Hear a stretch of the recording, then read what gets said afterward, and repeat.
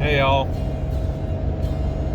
I'm driving towards pool tournaments, but I'm thinking about what all's going on, what's been happening in our world, in our country.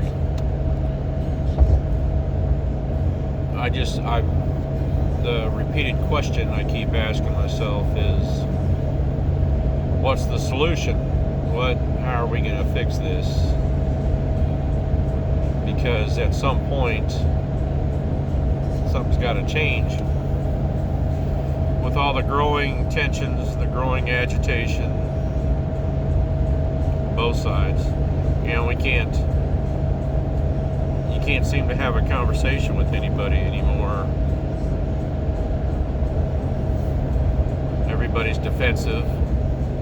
Everybody's got their views and they refuse to consider any others. No compromise. There was a time where we would talk about politics, religion, or different things, and if we had a differing opinion, we would just agree to disagree. We'll be like, well, that's just what you think, that's fine. I don't agree, but that's fine. How's mama doing? We just go on. We go on with a conversation. Nowadays, it's, well, I don't agree, and blocked. I don't agree, and F you. So what's the solution? What's the movement? What's it going to take to get everyone united? When BLM was going on, and I got my opinions about BLM. The whole the ideology of BLM, I'm behind 100%. Some of the representatives of BLM, no, I'm not defending. I'm for the equal rights and equal treatment. And I thought, man, if we can get through this and unite and get everybody united, it'd be awesome. And then, of course, it's an election year. Good Lord, Trump bad, yada yada. I understand why people don't like Trump. I understand 100%. He's an arrogant douche. I set aside my opinions of his character because I didn't vote for character. I didn't vote for a buddy. I didn't vote for someone to date my daughter. I voted for someone to fix our country. And I don't care what side you're on. Just like Obama, there were some good things he did get accomplished. But there's numerous things Trump got accomplished that's good for our country.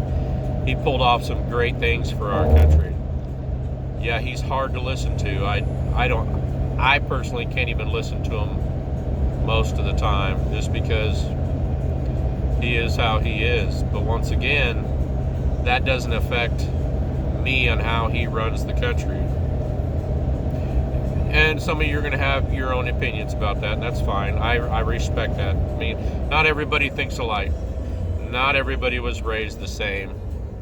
And no, not all Trump supporters are racist, supremacist, nationalists, whatever you guys are trying to. That's just not you guys, but some of you out there are just some of the most ignorant stuff I've ever heard. We got to get to a place where we can unite as Americans. We got to get to a place where we're defending each other, remembering our rights, remembering the Constitution.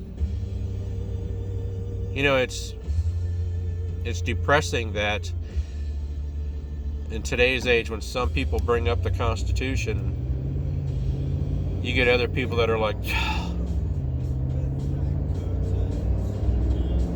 that's what's depressing. When people do that, it just tells me you don't know how our country was founded. You don't know how people died fighting for our rights, fighting for our freedom. You don't understand what people went through just so we can be where we're at right now. I really wish there was a flip of a switch where you could see what we have now and flip it and see where we would be today without it, without our freedom, without having gone through what we did and fighting for our independence.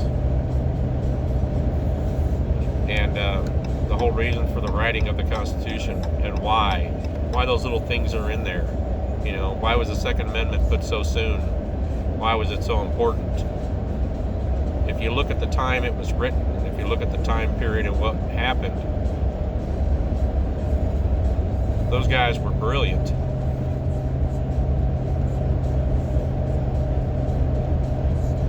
Because that plays a part throughout history, throughout time. But getting away from that, different discussion. What's it going to take right now? There's no quick solution. People need to start changing themselves. Yes, I know, stick with your faith, but you know what? Even the Lord himself expected us to take action and do things. Nothing's going to be handed to you. You have to have the right attitude. You have to do the right things. You have to be the right person and hold faith. But you can't just sit there and expect things to change. You're going to wait for the ending days. You're going to go through hell before the ending days comes, before that day comes when we're all called up. Is that what you're waiting for? What about our kids? We're just going to leave everything for our kids to suffer? How do we get to where we're back to respecting each other and we're uniting and we're standing for each other's rights? Not the cherry-picked rights that only you feel is necessary to you. It's not how it works. Can't cherry-pick when it comes to our rights. You need to defend your brother's rights, your sisters, your neighbors, everybody else's. You need to defend what's right to them, what's due to them. I don't care if you don't shoot a gun. If your neighbor does, it's their right, you know? I don't care if you're not real boisterous and you think freedom of speech, freedom of assembly doesn't really pertain to you. You need to stand up for everyone's rights. That's the only way we're going to be strong. That's the only way we're going to make sure our rights aren't nipped away a little at a time until we're all on our knees and yes sir, no sir, doing what we're told. People need to entertain the thought of becoming ungovernable, because more and more, if you guys can see the progression throughout the years, more and more the control is more and more taxes, limitations. It's a bigger thumb, more and more on top of us. And a lot of it is not right. It's becoming ridiculous. There's way too much of an overreach of authorities and government nowadays. A lot of you ain't gonna understand that. You ain't gonna believe it because you're growing up into it. You're thinking it's the norm. It's right. It's the way it is. We gotta wait for our government to tell us what to do and how we can do it and what we can't do. They work for us. Newsflash. I'm not an anti-government person. I know it comes off that way to some people, but I'm 100% for our government. I'm 100% for how our founding fathers laid it out to be.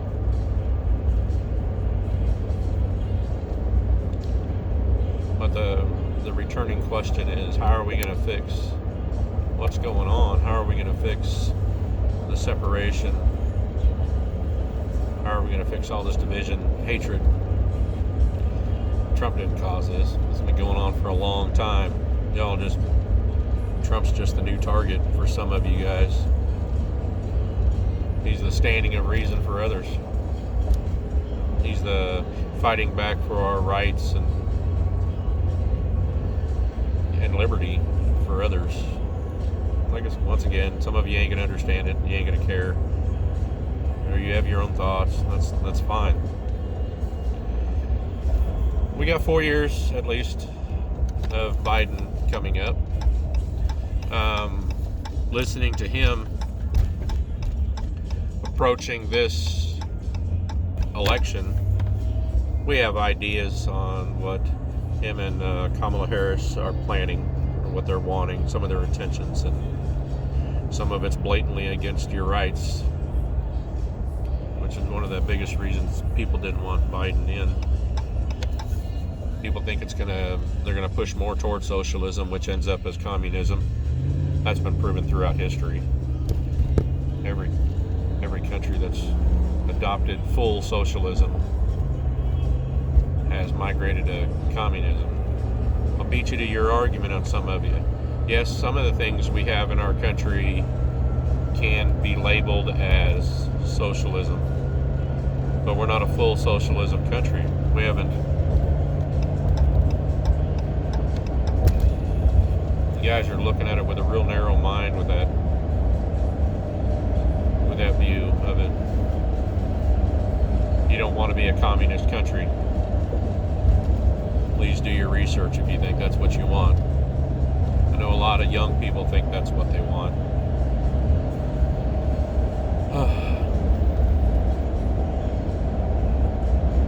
Regardless of all the presidential election, regardless of who's in charge, we still need to unite as a country. We still need to figure out how we can come together and love each other and stand behind each other. That's the only way we have power as a people, is uniting. You think African Americans are going to take over and get everything done the way they want just by standing just alone? No. You think we're going to get our rights back and defend what rights we have left and make sure we're not controlled by standing on our own without every other race? No.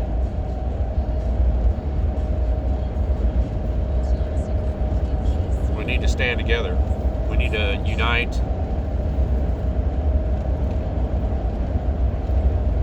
You know, in the groups I've been involved with, I just say groups because some of these groups, people don't, they already have they've been convinced by media that some of these groups are bad. But we had every color, we had every race, we had every mixture of everything, man, woman, young, old. We all looked at each other and smiled. We all looked at each other and listened. And when you start caring about each other and uniting, you start caring about what's going on with each other and standing up for them also. So our first step is uniting.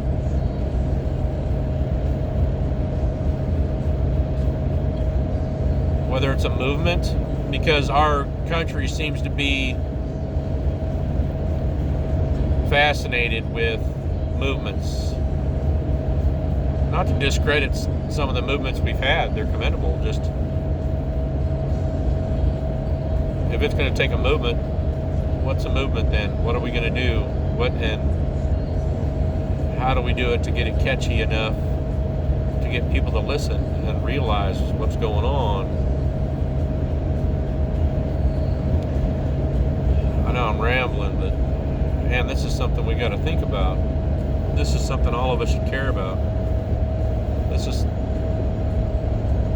if you can't see how things are progressively getting worse,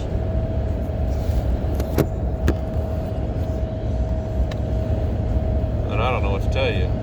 Because if you think it's going to stop, unless we change something, it's not going to stop.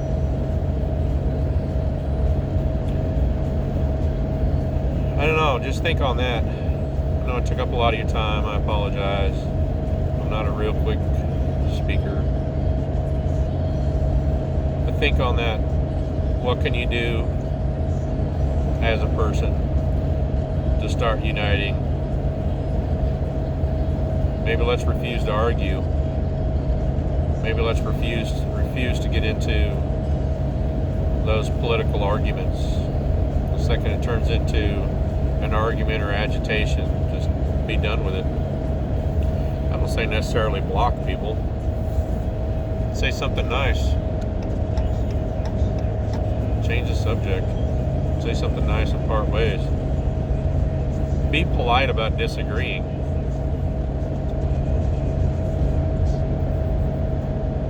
We got to start migrating our way towards being united.